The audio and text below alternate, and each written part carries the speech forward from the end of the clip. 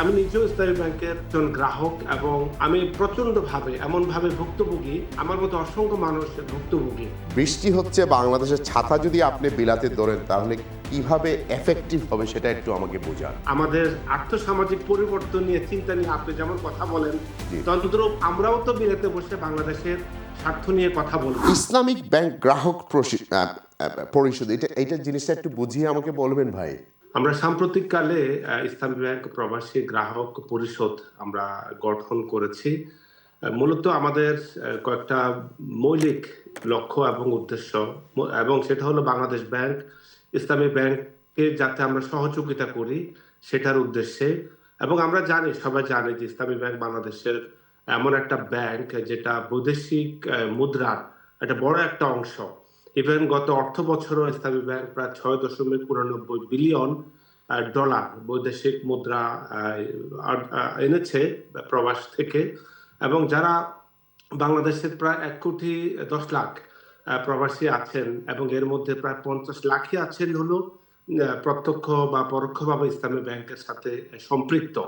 এবং টোটাল ২০২৫-২৬ যে অর্থ বছর, সেখানে আমরা দেখেছি যে বাংলাদেশে যে প্রায় ৩৬ বিলিয়ন ডলার যে রেমিটেন্স এসেছে তার মধ্যে ৬ বিলিয়নের উপর ইসলামী ব্যাংকের মাধ্যমে এসেছে। কিন্তু যখন সরকার এই ক্ষমতায় আসলো, পরিবর্তন হয়েছে, আগে তো আওয়ামী লীগের বা ফ্যাসিস্ট সরকারের আমল ইসলামী ব্যাংকের কি কি হয়েছে সেটা সবই আমরা জানি। নতুন সরকার আসার পরে তত্ত্বাবধায়ক সরকার ছিল, তখন চেষ্টা করেছে ব্যাংকটাকে আবার তার আগের জায়গায় ফিরিয়ে আনার জন্য। গ্রাহকদের মাঝে কিছু আস্থা ফিরে আসছে, রেমিটেন্স প্রবাহ বৃদ্ধি পেয়েছে, তারপর আমানতের পরিমাণ সেখানে ক্রমেই যখন বৃদ্ধি পাচ্ছিল, তারপরে আমরা দেখেছি যে ইসলামী ব্যাংক নিয়ে নতুন করে আরো কিছু কথাবার্তা, ষড়যন্ত্র, তারপর দিয়ে হলো যে অপপ্রচার আমরা দেখতে পেয়েছি। আমি নিজেও ইসলামী ব্যাংকের একজন গ্রাহক এবং আমি প্রচন্ডভাবে এমনভাবে ভুক্তভোগী, আমার মতো অসংখ্য মানুষ ভুক্তভোগী।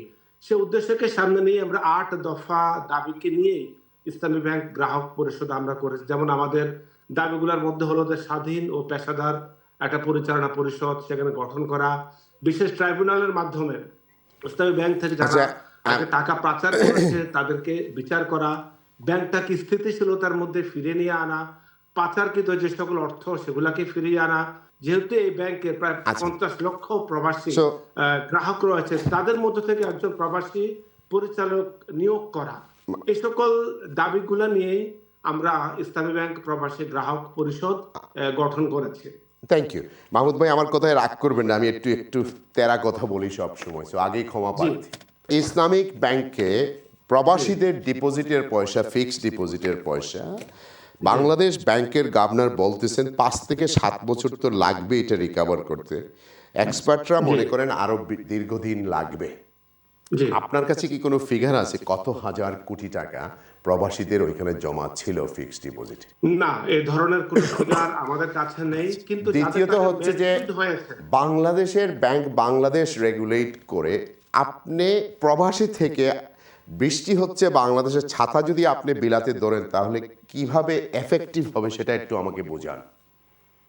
বাংলাদেশের ছাতা তো আসলে বিলেত থেকেই আমরা ধরবো, এটাই খুব স্বাভাবিক। আপনি যেমন বিলাতে বসে বাংলাদেশের স্বার্থ নিয়ে, আমাদের আর্থসামাজিক পরিবর্তন নিয়ে চিন্তা নিয়ে আপনি যেমন কথা বলেন, তদ্রূপ আমরাও তো বিলেতে বসে বাংলাদেশের স্বার্থ নিয়ে কথা বলবো। এখানে বিলেতে থেকে বাংলাদেশের স্বার্থের চাইতে বড় বিষয় হলো, আমি একজন ইসলামী ব্যাংকের প্রবাসী গ্রাহক, অন্য যে ৫০ লক্ষ যারা প্রবাসী আছে তাদের স্বার্থটাকেই আমরা প্রাধান্য দিয়েই অন্য ১০ জনের মতো আমিও এই ব্যাপারে খুবই উদ্বিগ্ন।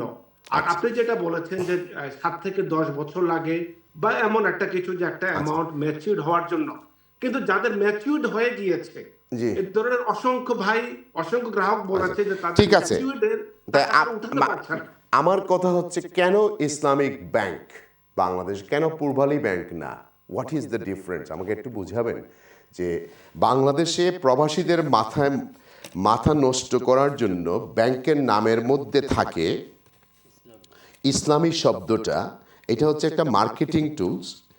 কোনো ফিক্সড ডিপোজিটে ফিক্সড সুদ দেওয়া তো হালাল হয় না। আজকে ব্যাংকে লুস্কান হয়েছে, আপনি যদি ব্যাংকে লাভ ক্ষতি না আনেন তাইলে ইসলাম এটাকে আপনাকে হালাল হিসেবে দেবে না, আপনার ঘোষিত হবে না, এটা হারাম হয়ে যাবে। সো ফার্স্ট সিকিউরিটি ইসলামী, গ্লোবাল ইসলামী, সোশ্যাল ইসলামী, এই ভণ্ডামি কেন? Why is it? আমরা এমন এক জাতি, যেই জাতি যখন বৈশাখী মেলা আসে সবাই গিয়ে অন্যদের ওয়াইফের নাচ দেখতে বা অন্যদের বোনের নাচ দেখতে আমাদের খুব ভালো লাগে, তখন নিজেরটাকে একটু বোরকা পরিয়ে নিয়ে যাই। আবার মানে that's how much hypocritic we are, this nations are. আমরা আবার কিছু মদও বিক্রি করতে চাই, আবার কিছু জুয়াও খেলতে চাই রাত্রে, মানে সব কিছু মিলিয়ে পরকীয়া প্রেমও করতে খুব ভালো লাগে। গতকালকে দেখলাম পরকীয়া প্রেমও না, এটা ওই যে সাতক্ষীরার আপনাদের ওই দিকের এমপি সাহেব নাতনির চেয়ে ছোট বয়সের একটাকে নাকি হোটেলে নিয়ে চলে গেছেন, সেটা নিয়ে ভাইরাল চলতেছে। আবার এইদিকে দাঁড়িয়েও আছে, নামাজও পড়ছে, সালামও দিচ্ছে, সব কিছু মিলিয়ে পর্দা নিয়েও কথা বলতেছে, লেকচার দেয় ইংল্যান্ডে আসলে পর্দা নিয়ে। And that's how the hypocrites in Bangladesh. Why Islamic Bank? Why not Probali এখানে Bank? মাহি ভাই, এখন জলিল ভাই, এখানে যে বিষয়টা হলো যে সাতক্ষীরার লেকিন আপনি মন খুলে আমার সাথে ঝগড়া করেন। I am here. ভিন্ন না, টোটালি কিন্তু বিষয়টা কিন্তু ভিন্ন।